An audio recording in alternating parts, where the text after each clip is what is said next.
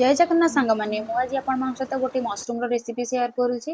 देखु ये मसरूम नाटी कौन आउ किए खाई प्लीज कमेंट करके जनइबे। यहाँ गोटे जंगली मसरूम आमर ये वेस्टर्न ओडिशा रे वर्षा दिन विभिन्न प्रकार जंगली मसरूम मिले।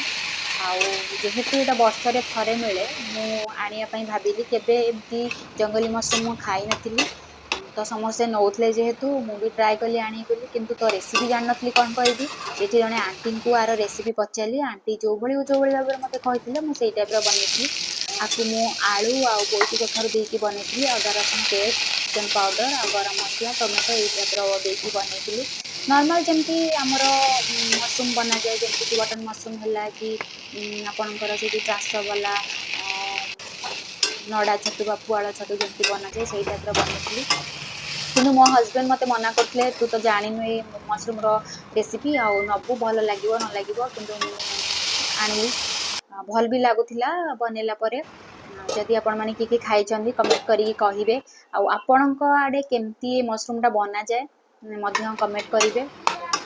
तो विभिन्न प्रकार मसरूम मिले वर्षा दिन में किंतु बहुत कॉस्टली थाए मसरूम गुड़ा। तो किए खाई प्लीज कमेंट करके मते जनइबे।